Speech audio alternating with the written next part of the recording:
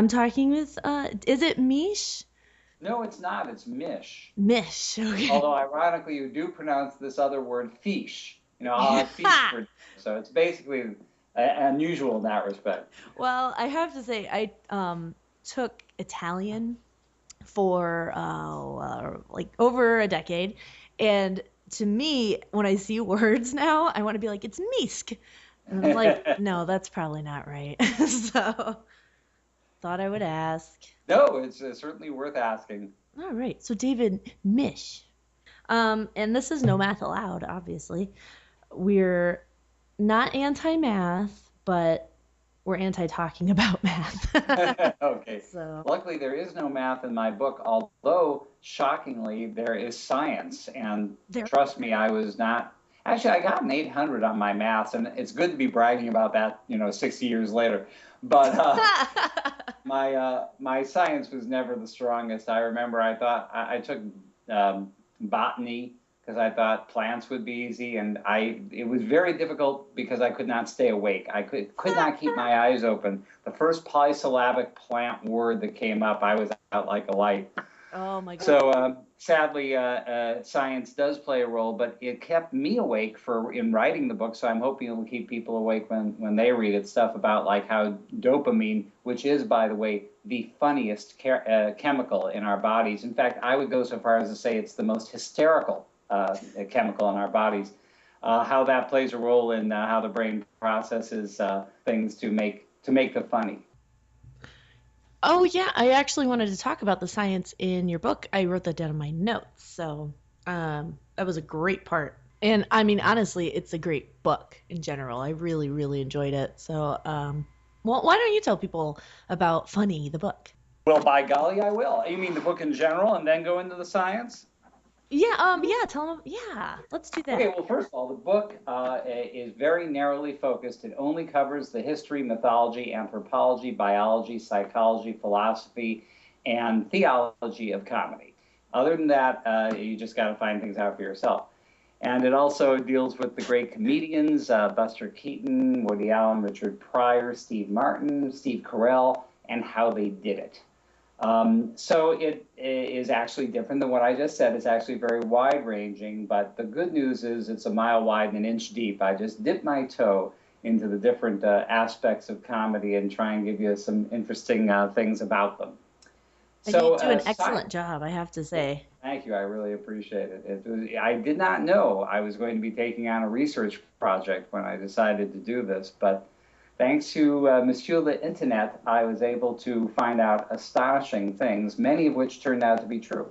Yeah. So, the science portion of our little project is dealing primarily with the idea of pattern recognition, which, it's like I do deal with all these different aspects, and it turns out each one is critical. I was just talking to someone last night about how when you're working on a TV or movie production, anyone can fuck it up. So the Yeah. light dies bad, everything dies. And there's really no inconsequential aspect of comedy, and the scientific angle is one of them. They all sort of relate together. So pattern recognition is basically easily recognizable in the way we deal with jokes. Jokes, you set up a pattern with the beginning of the joke, and then you alter it. You go in a different direction, and that's where the comedy comes from. And our ability to recognize patterns is therefore critical because it's only by breaking the pattern that we get comedy. So the chemical dopamine is what's something called a neurotransmitter, and it helps the brain control emotions, and it plays a role in many other things. I was just at an author event with the feminist author Naomi Wolf, whose new book is Vagina, and Nice. I had talked about dopamine in my presentation, and she was a little taken aback by that because she had claimed dopamine for her vagina, and I was Yeah. claiming it for my comic. And so it was a bit of a tussle there, but I am larger and was able to just lie on top of her and keep her quiet. But Nice. let's see. So anyway, dopamine is critical to pattern recognition because when a comic pattern is established, let's say a banana peel falls on the floor, the brain reacts not at that thing that is happening, but at the prospect of what's going to happen. And that shoots a little dose of sweet, sweet dopamine into our brains in anticipation of the pleasure to come. And that explains why we sometimes laugh when a comedian comes on stage. When we hear a joke, we laugh before the punchline, a phenomenon I call premature ejaculation. I like that. The Well, that's sort of the short version of the science section. Yeah, the science section is actually one of the best parts of the book. I think I was really impressed with how you um, really broke it down in a not technical or, I'm such a scientist sort of way. And you made it really, really easy to read and also super interesting, which a lot of, well, okay, there aren't a lot of good books on comedy. There are a lot of books on comedy, but they're not always great. Oh, yeah, I don't know how I want to say it, but um I think the words you're searching for are inferior to mine. yeah, inferior, Yeah. completely inferior. Yes. Let's just start with that. Yeah. Completely inferior. I honestly, I don't mean to as well, okay, Pete Holmes always says butter your bread, and I don't mean to butter your bread so thoroughly, but I truly enjoyed this book. I can't tell you enough. There are a lot of books about, stand-up comedy and how-to books and stuff. And this is better because it's not just telling people how to, you're telling them why. Well, I'd go even further than that. It's actually not at all telling them how to. I teach a course in comedy at various places. I taught at USC, and I give this ironclad guarantee that you will come out of this course with no usable skills. Yeah. It's not about screenwriting. It's not about how to do stand up. But the sneaky, uppercase liberal education reason for doing this is that I think if you learn about the fundamentals of something, you are better at doing it. But I also think you're better at understanding it, better at appreciating it. So, and the other thing that I was sort of amazed by, the overarching thing that I learned while working on this project was that comedy, at least the way I say it, comedy is absolutely no different than drama in that the underlying principles are exactly the same. The basic principles of any artistic art form, which are surprise and tension and resolution, there's no way to distinguish the use of those principles in comedy from their use in drama. The only difference is, obviously, one makes you laugh and one doesn't. But as any comedy writer will tell you, it's such a fragile, tender, undefinable difference. I mean, we comedy writers know you change not just the position of a word or the word itself, but the number of syllables, the type of syllables beginning or ending a word. All of those things can be the difference between something that's funny and something that's not.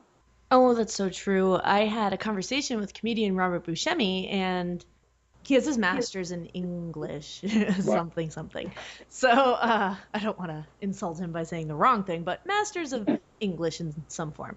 And he said that a lot of times people, comedians especially, aren't giving themselves enough credit in that they are really almost breaking down the language to figure out the nuances of what makes something work and what makes it funny. And they might do it on stage and feel like they're doing it off the cuff, but that's what you're doing. You're basically conjugating sentences. It's absolutely true, and language is, the fundamental part of comedy. And I think the person who everyone thinks of in that regard is George Carlin, who, by the way, started out as a conventional comic, turned into the hippie comic, turned into the comic who dealt with dirty words, and then for the last 20 or maybe 30 years of his life, was the comic who deconstructed language to hilarious effect. He had a 10-minute routine on the word stuff, Yeah. which is, utterly hilarious.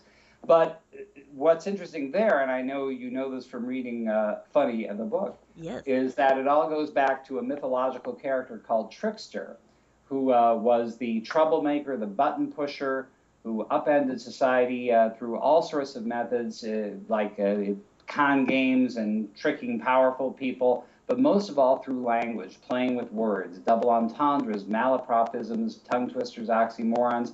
So language was really the key thing. Trickster would, in all these trickster folk tales, and by the way, Trickster appears in every civilization and culture ever charted.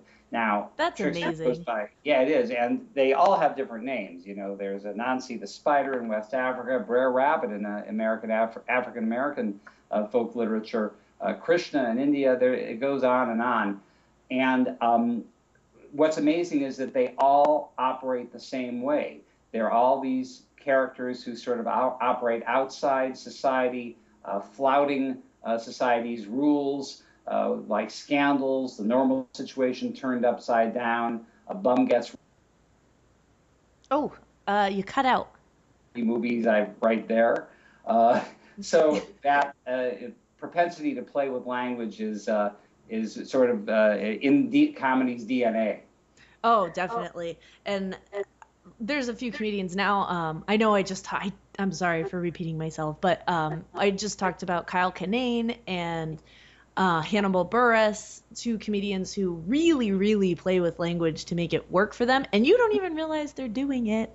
And I love it because I'm such a nerd. So, Well, you're working for Nerdist, so we're yeah, that is true. by the way, here's another fun word thing connected with trickster, which is that the whole idea of trickster is that and they're almost always men. There's one female trickster that I found. Tricksters mix things up. They mix up language, society's convention, anything. And the German word for mixed is at the heart of trickster words like mischief and mischievous, and Yiddish expressions like mashugana, a crazy mixed up person, and mishigas, a crazy mixed up situation. And that German word is Misch. That oh, I see where this is going. I like it. I actually went there already. Yeah, oh, well, yeah. I like it. I'm sorry, I'm looking at my notes because you've touched on so many things that I've written down that I'm trying to figure out That's great. what I was what I was gonna say, but I can't now. Oh, one of my favorite parts was trying to not break down, but figure out laughter, how it started, and smiling and all of that. And I had heard before, and honestly, I can't quite exactly remember all of the ways that it may have come about that you suggested in your book, but that sometimes, it's to break the tension, like to release energy in a way that isn't aggressive, to let everyone know that it's okay. Yeah. So that was such an excellent part. Yeah, well, that comes from the theory that laughter evolved from the cry of triumph in a jungle duel, so that the winner stands over the fallen loser and lets out that yell of triumph, and that's echoed by the people watching, but it's sort of gradually turned into not just a yell of triumph, but when you yell in that triumphantly, as I so often do over my fallen opponents, you're smiling, and that sort of mellowed into the idea of smiling and laughing when you have won something. And that sort of feeds into one of the great philosophical theories of humor from a philosopher named Thomas Hobbes, which is that all humor comes from a feeling of superiority over someone else. Now, this is not a theory I believe or most people believe nowadays, but like most of the theories which I feel don't work, it has an element of truth in it. A lot of comedy is aggressive. A lot of comedy is making fun of other people. And as you may remember, I mentioned that Plato and Aristotle both thought laughter was inherently wrong and immoral because it indicated that the person laughing felt himself superior to another person. Right. And it's amazing how that all changes from culture to culture because even in our culture, they had the comedy boom in the 80s and then it kind of all went away. And I wonder why it went from being like, oh, this is great, let's all go out to clubs and laugh and do things, to clubs shutting down and nobody laughing at them anymore. Yeah, well, that, is probably due to some cultural thing that's beyond my pay grade to figure out. Right. But I do know that I was right in the middle of it in the sense of being on the edge of it because I actually predated the comedy boom. I mentioned in the book, I believe, that I received the august honor of being named best comedian in Boston, which is, a huge comedy town, in the year 1976. The only possible less august element of that being that at the time, I was literally the only comedian in Boston. Jay Leno came the next year, and I became number two. And then 150 people came the next year, and I was 152. Oh. But the comedy boom happened just after I left Boston, and it may have even started in Boston and then spread to New York, Chicago, and lasted, of course, through the next 5, 6, 7, 8 years. And then it cooled off a bit, but we're booming pretty well now. Oh, I know. It's getting really big now. And that's actually an excellent segue. And I have to point them out all the time when they happen because they don't always happen that smoothly. But I wanted to talk about your comedy history. You said that you had been doing it for 40 years or something? Yeah. And that's amazing. Which is odd because I'm 37. That's I was hilarious in utero. right. Really, really in utero, like pre-utero. Yeah, that's true. You're right. You did better with math there than I did. So very good. Well, good for me. I have to have one. So you started as a stand-up? Yeah, well, sort of. I mean, I actually, before that, started as a funny folk singer, and I should tell to everyone listening that there was once a time when that was an actual job description. Funny and folk singer. Make a very poor living at being a funny folk singer, which I did.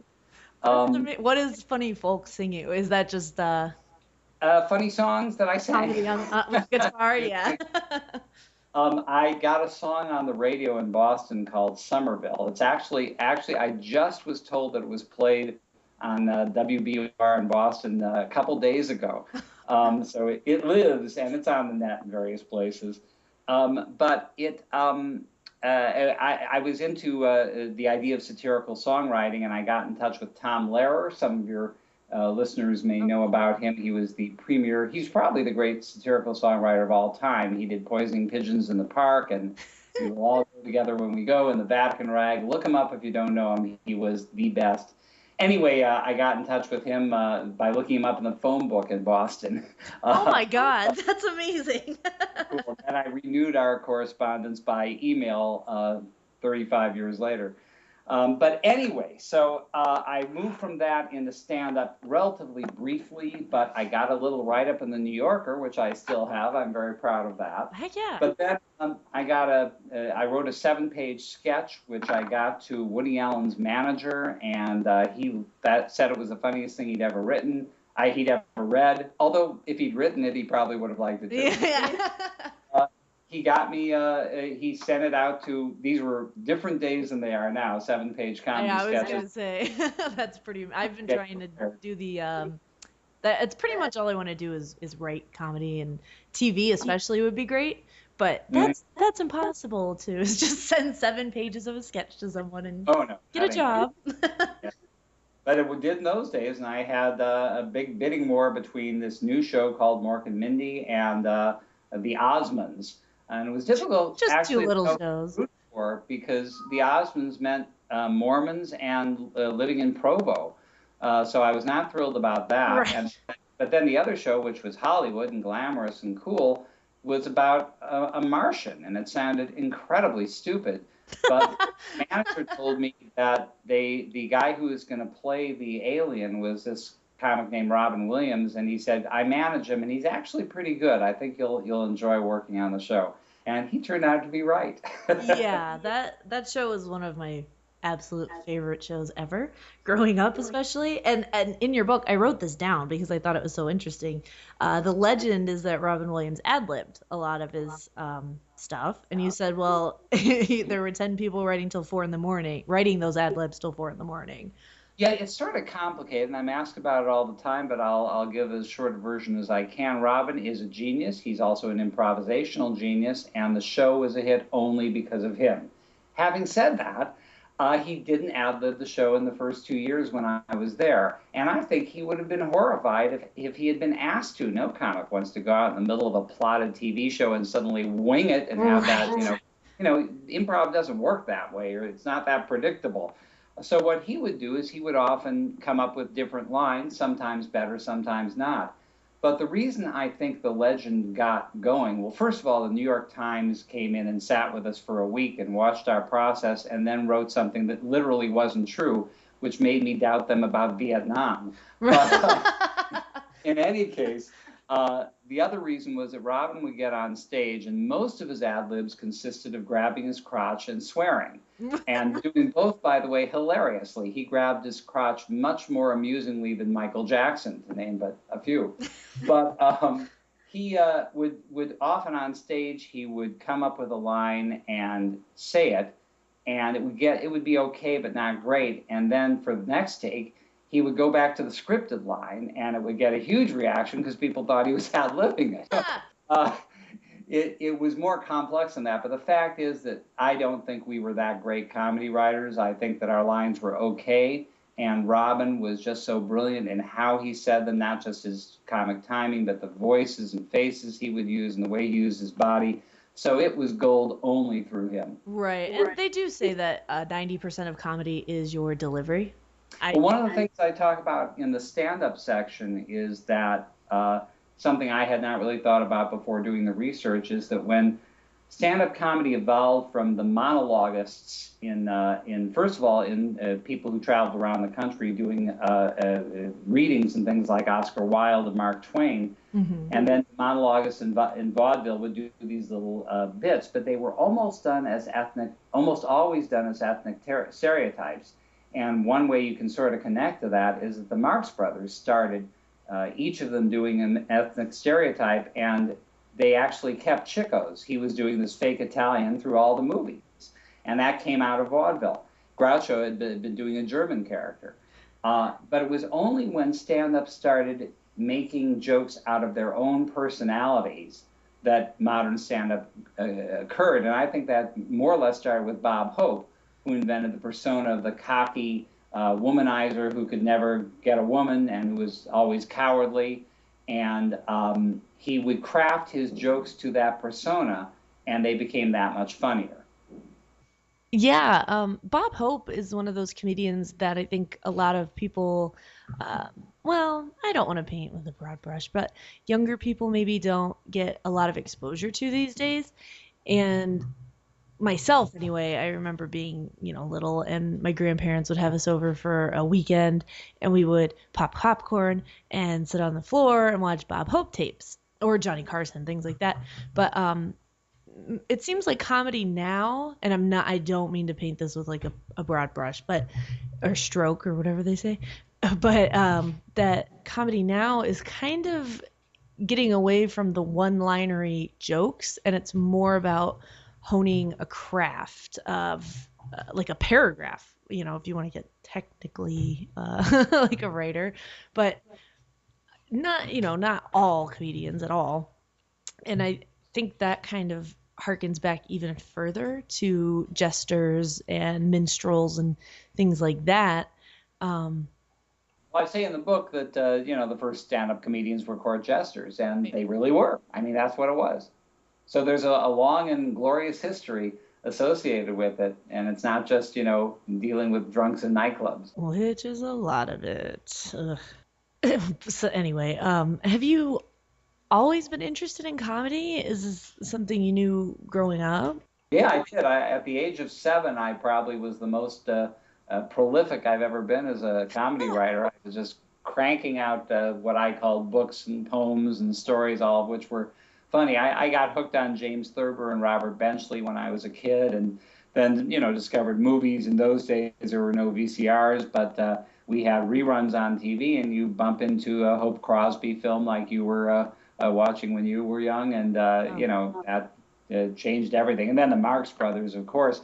But actually, my Marx Brothers epiphany, I had seen them a bit growing up, but it was only when I was in my 20s and living in Cambridge. There was the Marx Brothers had really been off the map for everyone.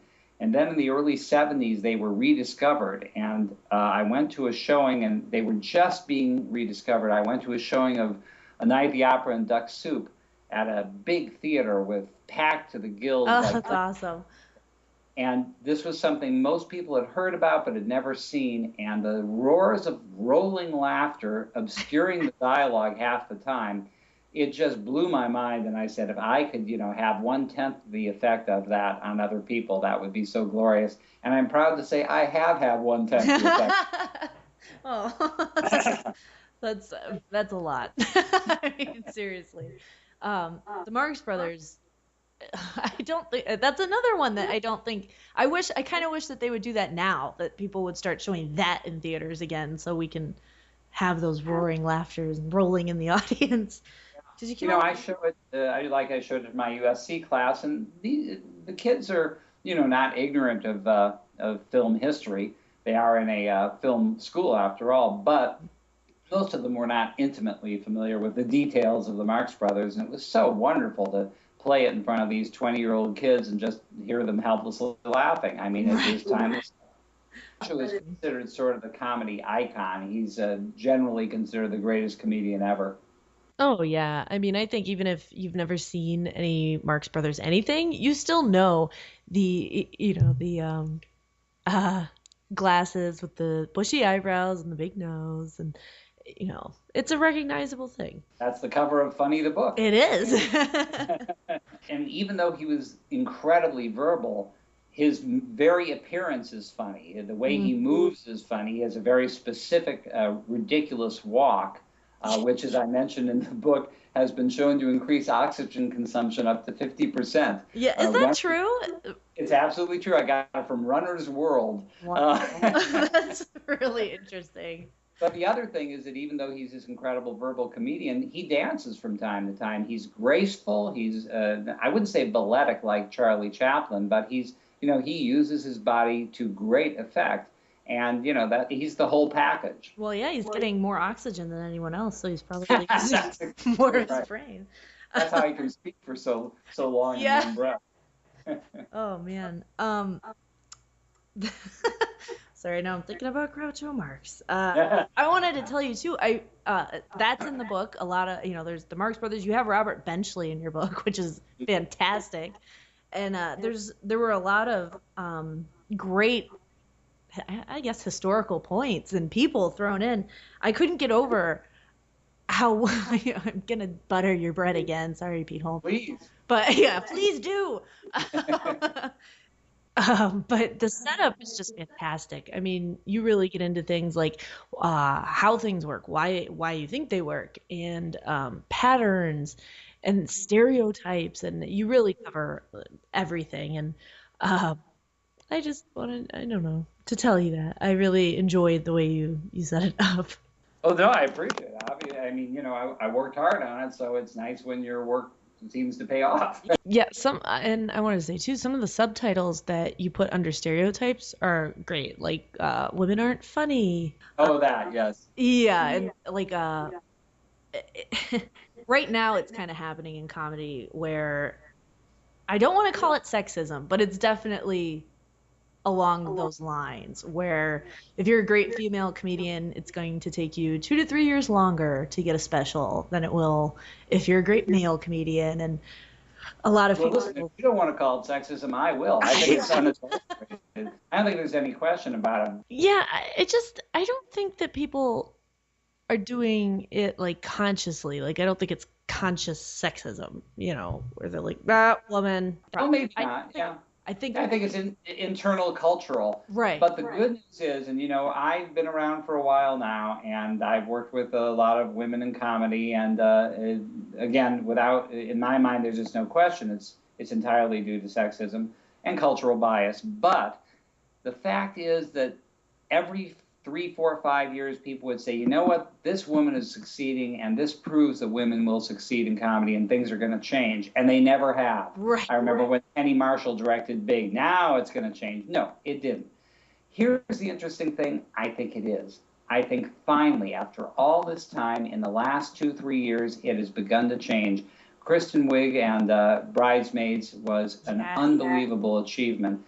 And I think Lena Dunham and Girls, which came just after the book was sent to press, unfortunately, because I would have loved to mention her, that's a sea change, too. These women are standing toe-to-toe with men and doing it and being unabashed and yet retaining a completely female perspective, but men get it. And for years, the idea was that women get men comedy mostly, but men don't get women comedy. And that's changed. Right. And I always wondered how much of that is intentional. Like, there's oh God, I wish I could remember who said it, but somebody said if a woman goes on stage and starts telling a joke about going to the mechanic, it better be that she was getting ripped off. And if a man Right. goes on stage and starts telling a joke about a mechanic, it's that he was like showing him how to fix the car, or something like that. But I'll And tell you, I think the physical appearance has a lot to do with that. Roseanne, before all her plastic surgery, yeah, made her decent looking. yeah, She could tell jokes like that, and it was not offensive either to women or men. She was just a ballsy woman and hilarious, and she seemed to transcend those stereotypes. The sea change I see is that in recent years, attractive women, obviously the famous is Sarah Silverman, are able to do, aggressive jokes and still get both men and women to appreciate it. Because the idea that I think was that attractive women are threatening to both women and men for different reasons, and therefore it made doing comedy, if you were attractive, very difficult. You had to, thread a very thin needle. I don't think that's the case anymore. no, and I have heard that before too, where if you're too pretty, people just assume you're not funny, and if you're Hmm. not pretty enough, they won't listen to you. So I really do think that's changing, though. Um, Yeah.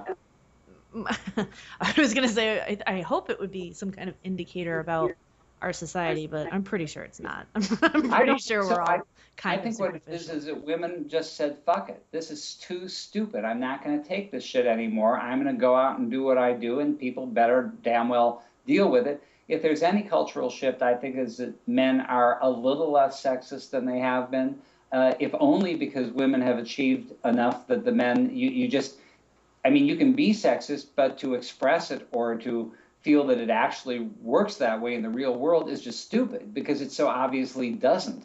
So even if you feel that way, you have to sort of hold those feelings more inside, I think, than you used to. Yeah, and I think that's a good point. And for okay, just in my own life, I've worked a lot of jobs, and I work. My day job right now is very. I work for an automotive company, and it's kind of. I don't know how I want to say it, but there have been jobs that I have been doing where I'm like, oh my Jesus, this is clearly a man's job, and I don't want to do it. And I'm a girl, shouldn't I not have to do it? And I realize that like I'm setting the women's movement back hundreds of years, but coming from an environment that is very, very male oriented and very male heavy. I mean, there are quite a few women that work there, but it's still definitely a man's world, as they say. It's sometimes where I'm like, this job sucks. I don't want to do it anymore. I'm a girl. Downside, I must say. Yeah. But, no one ever said, I'm a 60s, 70s guy, and I was a feminist back when feminism was cool. And Still cool. it was never about equality in the sense of they're the same. It was about equality in the sense of equal pay. Yeah, It's yeah. not that men are the same. That's just stupid. And women and men's sense of humor aren't identical. Women and men's physical capabilities aren't identical. However, Oh, I think you dropped out. Hello? they're genders. Oh, So that I they're lost you for a second there. okay. I heard Yeah. however and then nothing. I was just saying that people may not realize this, but there's actually a large variation in the gender of women and men, and that there are women who are very strong, and there are women who have a very masculine sense of humor, and men vice versa. So it's not you can't generalize it except by saying in the whole mass there are general differences, and therefore there are going to be women who are going to be strong and do stand-up comedy that way. But look at Rita Rudner, who takes a very feminine approach to it and is still utterly hilarious. Yeah, it's completely true. I quote one of her jokes in there in the book, one of my favorite jokes of all time. She says a friend of mine said that she was in labor for 36 hours. And she said, I don't even want to be doing anything that feels good for 36 hours. Right. You mentioned her and Dorothy Parker, which is I, I love her so much. yeah. She has so many good one-liners. I wanted to tell you that I really enjoyed your. Oh, Dorothy Parker's great. You know, she's kind of a tragic story. Hmm. She was a drunkard, and she was a nymphomaniac in possibly a not wholly satisfactory way. One of her great lines is she's at a party and she said, "One more drink and I'll be under the host." Right. But probably her most famous single quip, because it's just of jaw-dropping brilliance, is she was challenged. She was playing a word game with friends, and they said the challenge was to use the word horticulture in a sentence, and she said, "You can lead a horticulture, but you can't make her think." Yes, that's And the my idea to favorite. come up with that on the spur of the moment, oh my God. That's what's so great about it. I don't think people realize that sometimes what makes, okay, for me, because I do love comedy so much and I, watch a lot of it and try and write some of it, is, oh, I'm so sorry if you can hear that thunder. It just started down. Oh, I didn't. I've been reading about your storms out there. Not a pleasant. Yeah. It's crazy. All of a sudden, it just literally, as I'm sitting here in the middle of that sentence, the rain just came down in buckets and a huge thing of thunder just started. It So was right after you said, "I try to write comedy." yeah. So God, but we can't. It's difficult to say what. Yeah, I love it. Means I'm gonna get a job. Well, a well-paid job, but oh, I completely that it actually scared me. I was like, thunder. I feel like I live in the rainforest now. The weather here has been so terrible. Yeah. Let's not talk about the weather. Okay. What was I saying? I think it was coming off Dorothy Parker. Oh yeah, yeah. Dorothy Parker. That reminded me of one of my favorite things about doing this and like trying to write comedy and collaborating with people is just how fast some people come up with things out of nowhere, and you're like, how did that just come out of your freaking brain? And Dorothy Parker sounds like one of those people that I would have just enjoyed being in her presence, like some of my friends now, where you're hanging out with them and you're just listening and you're not speaking because you're just waiting for the next amazing thing that they're gonna say. And I kind of wish, I mean, granted, I've never met Dorothy Parker, so maybe when she was a fall down nympho drunk, it wasn't so fun. But I kind of wish somebody had written down everything she said, just because we could have it to read. Well, that sort of gets to the question of, can you teach comedy? So I'll get back to that in a second. But the answer is, there are funny people and there are not funny people, and witty people can come up with those things. However, I know from being in sitcom writing rooms, that there's a way you can sort of, I'm sure if you could attach electrodes to a comedy writer's brain, you would see that it's different when they're sitting in the writer's room than when they're sitting at home having a beer. There's more attention being paid. Your brain is sort of looking for ways to play with words and to capitalize on situations. It's funny. I remember there would be times, actually, one of the most famous jokes of all time came out of concentrated work. It was considered the biggest laugh in radio history, although it actually wasn't, but that's the legend, so we'll go with that for the moment. Okay. Jack Benny, whose persona was that of a cheapskate, someone who would he lost a dollar bill and went to the police station to claim it, and they said, "Can you describe it?" And he rattles off the serial number, because he presumably memorized the serial numbers of all his money. But he's walking home at night, and a robber stops him with a gun and says, "Your money or your life?" And Benny doesn't say anything, and the robber says, "I said your money or your life." And Benny says, "I'm thinking it over." Yeah. And that came out of two writers who thought of the idea of Benny being robbed. And the minute they thought of that, they said, "That's great. There's a great line there." But they didn't know what it was, and they had to work on it. They worked on it. Evidently, they wouldn't give it up. They couldn't come up with anything, but they knew there was something great there. Yeah. Worked for a while, and one of them was pacing and coming up with ideas, and they weren't working, and the other guy was saying really nothing. And finally, the one who was pacing said, "Come on, you say something. You got to help me here." And the other one said, "I'm thinking it over." Yeah. And they realized as soon as he said that that was the line. Like, perfect. That's I don't know who I want to use. I won't use anybody in this example, but I've been in situations where, you realize that the premise that you're thinking of is hilarious. And you're like, this has really good comedic value, and then it takes you 25 minutes and about 100 things coming out of your mouth before you find the one line that sticks.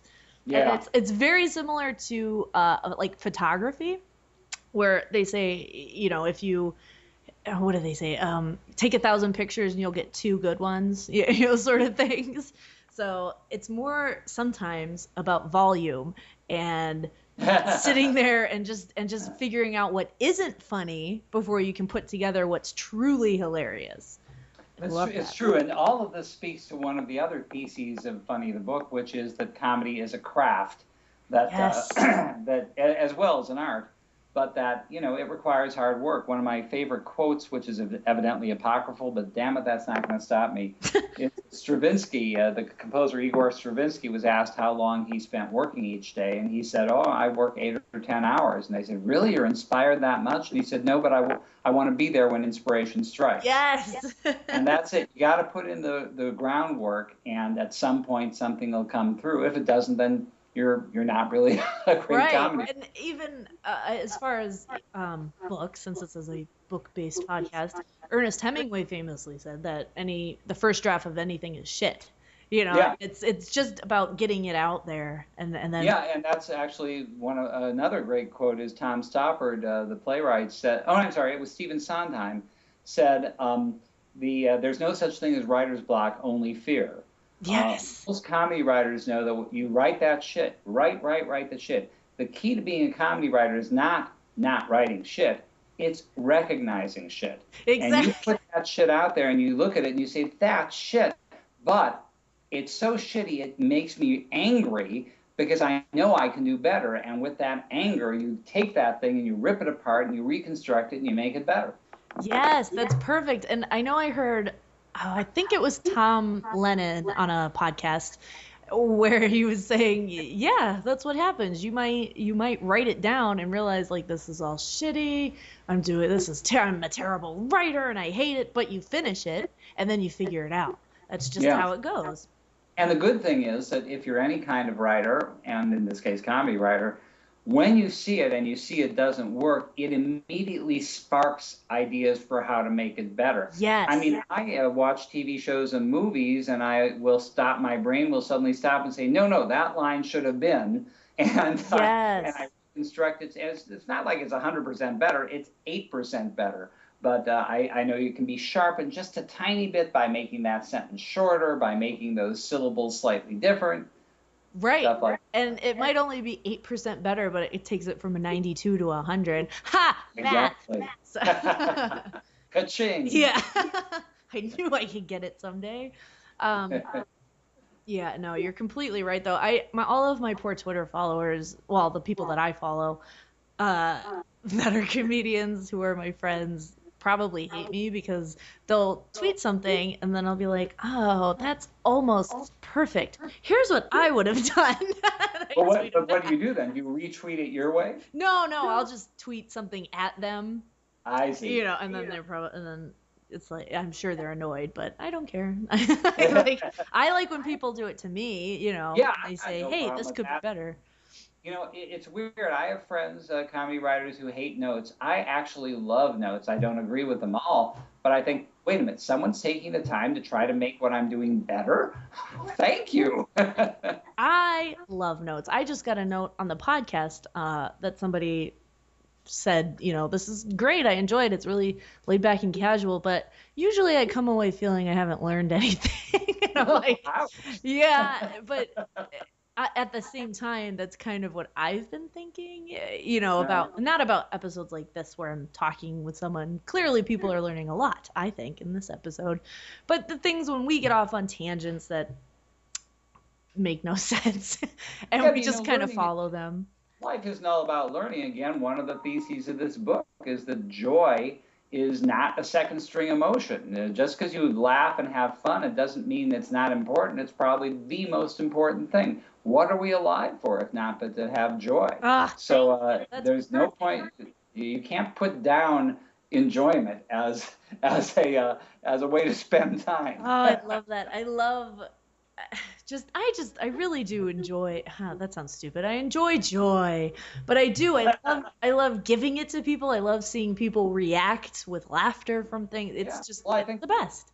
that's why everyone who is in comedy is in comedy. It's just intoxicating. It's that dopamine rush again.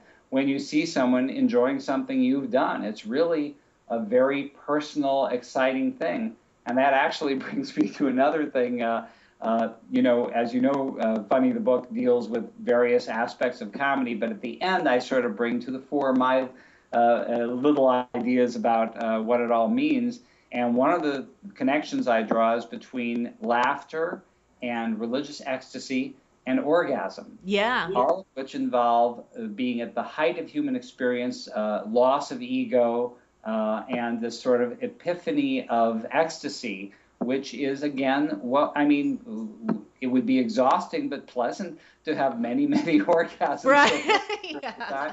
To laugh for a long period of time.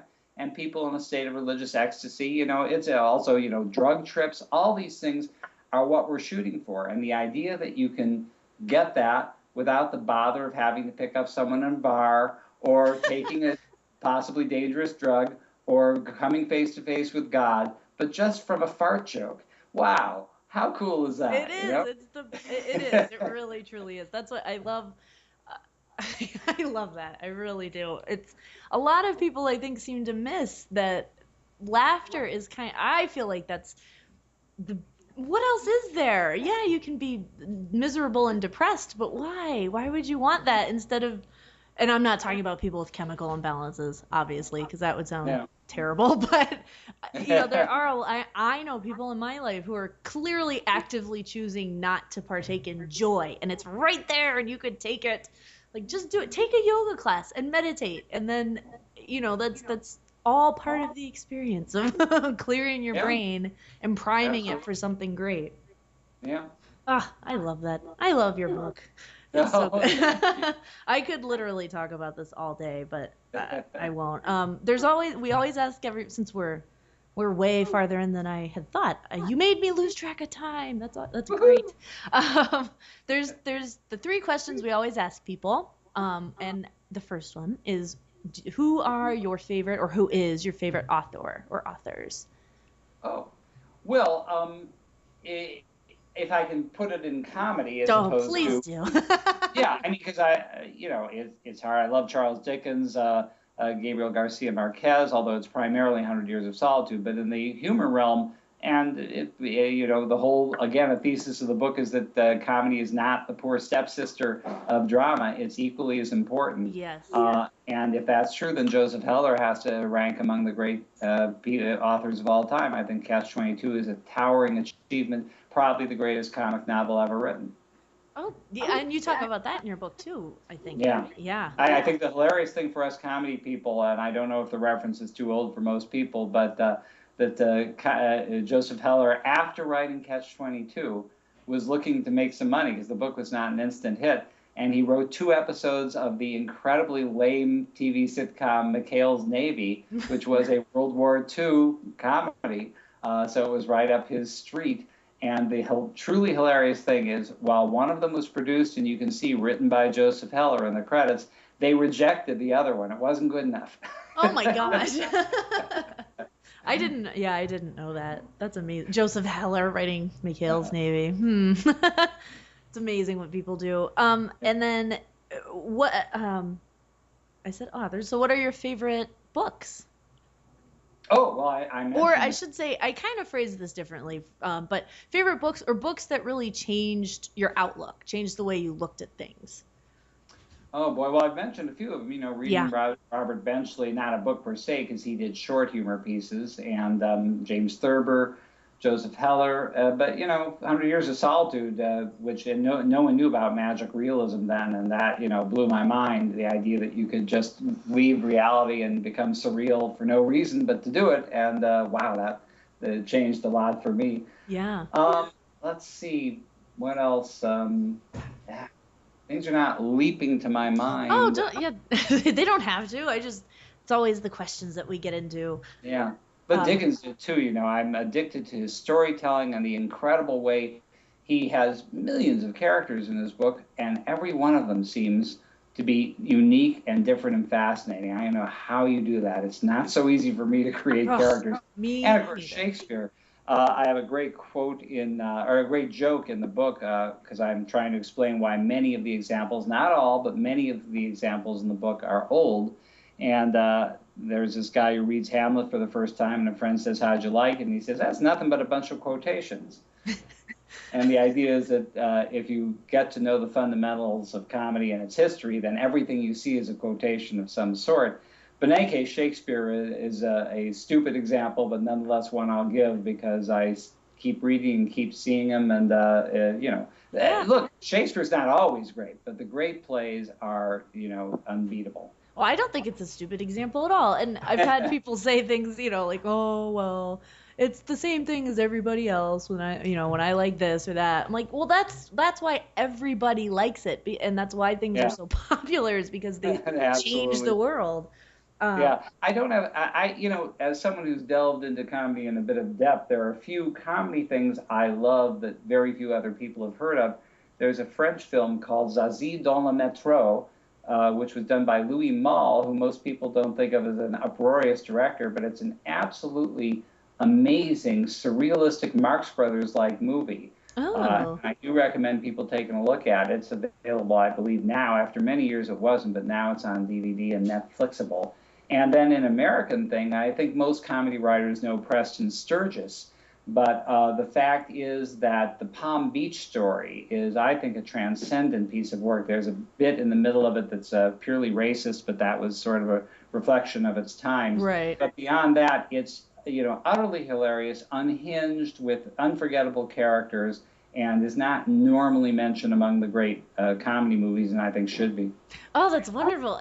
I love recommendations like that, because you clearly know funny things. And well, I do, but I should say that the book is not about what is funny, but funny is what. Right. That is, no one can tell someone else what they'll find funny, but I can look at things that most people find funny and try to examine why they are. Yeah, and that's the best way to put it, which is good because you wrote it. But it's definitely not a book where you're trying to beat us over the head with your opinion of what is, the most hilarious and why this works and this doesn't. Like, you're just putting it out there that these things seem to work. Here, you have a lot of history and scientific data. It's really wonderful. I really hope a lot of comedians get into it, because I think they'll appreciate it a lot.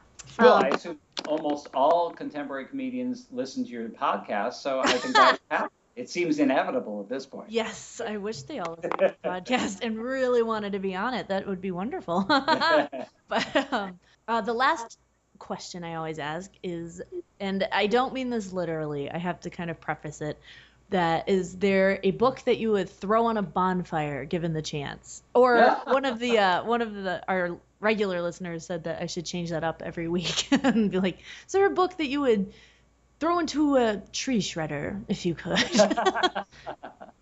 Well, let's see, a book that made me infuriated. Yes.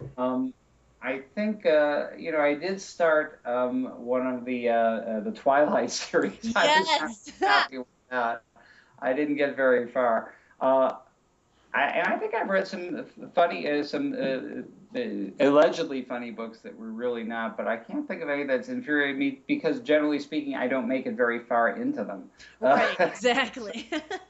My anger doesn't really seethe for very long. Yeah, like, why keep it in your life? Just let it go. The wood chipper becomes the recycling bin. Right, right. That's perfect. Well, I want to thank you so much. We're at an hour, so where can people find you and all that good stuff? Well, funnythebook.com exists, and let me ask you: did you avail yourself of the website? We'll tell them why in a second. But did you use it in reading the book? Yes, the links. Yeah, because the book was an attempt, and there's a limited amount the dying print industry can do to embrace interactivity. So there are ideas I had that couldn't be actuated, Right. but Yeah. there are about 25 links throughout the text where you can go on funnythebook.com and see clips relating that are discussed in the book. And as long as you're there, and you can do this without buying the book, although I'd love to find a way to make people pay. Right. Anyone who wants to can go to funnythebook.com, and there's many sections. I mean, they're all open, including the links from the book, but there's a whole section of the site that lists websites where you can find out information that's touched on in the book, like the history of vaudeville, and websites of the great comedians, Chaplin, Keaton, Pryor, Woody Allen. And in general, the website, in addition to listing stuff about me, gives you, I think, a good chunk of stuff about comedy. And then my own personal website, davidmisch.com, has stuff for all the millions of people out there who are fascinated with me and want to learn everything about me. Yeah. And yeah, I wanted to say about your links, I actually wrote that in my notes, that you really introduced me to some things I had never seen before, and I love that in a book. Yeah, that's Especially great. interactively.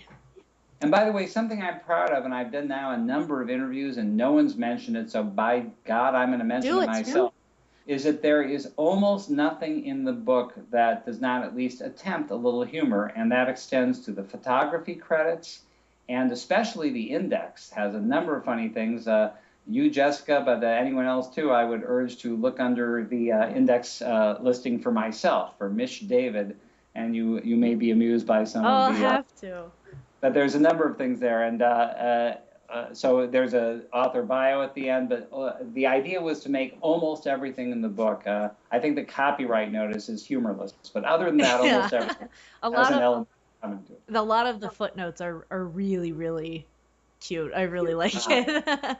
And also the photo captions. Yeah. My favorite photo caption is a photo of the probably the greatest screenwriter in American history, Ben Hecht, and the caption is Marilyn Monroe. The reason being that he wrote Marilyn Monroe's autobiography. That's so great, and I hope everybody picks it up, because it truly is kind of an adventure. It's so funny. There's jokes in there that they're so subtle and so funny. I couldn't get over it when I was reading it, because that's so nice. Yeah, and I'll say it again. I know I said it already, but there are a lot of comedy books out there that just aren't very good and aren't very funny. And they don't have to be funny, I guess, but it really helps if you're writing about the subject to know the subject, and you obviously do. So good job. I loved it. Thank you. Thanks so much. I'm going to put up a review of your book on Nerdist so people can look at that too if they want to hear me gush more, I guess. Oh, that's great. Yeah. I really appreciate it. Yeah. And yeah, so I'll wrap this up. I'm at Jessica. You have a Twitter too, correct? I do. It's at funnythebook.com. Not a huge number of tweets, about one a day, but I try to make them churse, as the saying goes, choice. Yeah. And I also have a Facebook page. So, I'm all over the net. Yeah, look him up. It's great. And of course, you can email us at nomathallowed@gmail.com. Our website's nomathallowed.com. Twitter's nomathallowed.com. It gets a little weird saying it at the end of every episode, because I'm pretty sure people probably can figure it out. But I'm at Jessica Says What, and all of our other co-hosts who obviously were not here today, you can find their Twitters on the No Math Allowed link. And thank you again, David, for being an amazing guest and educating us. You did an excellent job on this book, and I truly can't say enough about it. So thank you. Thank you, Jessica. I really appreciate it.